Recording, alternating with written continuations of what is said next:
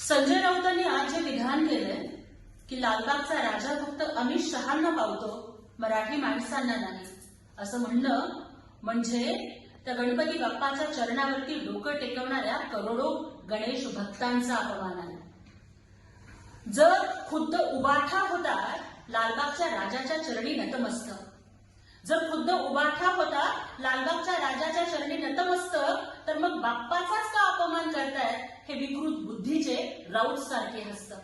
हा जर लालबागचा राजा फक्त अमित शहांनाच पावतो, तर मग संजय राऊतनं हिंदू धर्म, हिंदू देव काय चावतो?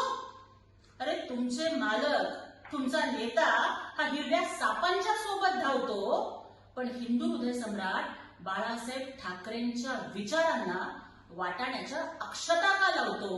हा प्रश्न राऊत तमाम महाराष्ट्रातली जनता तुम्हाला विचारत आहे.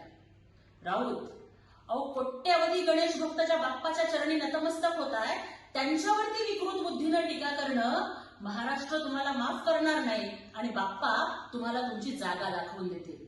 आणि तुम्ही जे म्हणताय ना की तुम्हाला गणपती बाप्पा पावत नाही, अहो तुम्ही रोज मांस, मटण, मच्छी खाऊन दगडूशेठ हलवाई गणपतीच्या दर्शनाला जाणाऱ्यांच्या संगतीमध्ये बसताय, मग बाप्पा कसा पण तुम्हाला पावणार?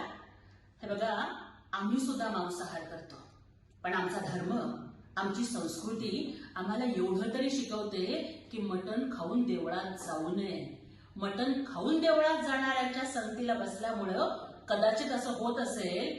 राऊत, तुमची संगत बदलली, त्यामुळं तुमची पंगत बदलली, मग बाप्पाच्या भक्तीची रंगत तुम्हाला कशी कळणार? आणि तुम्ही ही जी टीका करताय ना की देव पावत नाही वगैरे वगैरे, अहो आमचे संत महंत सांगून गेले की मनी नाही भाव, पण देवा मला पाव.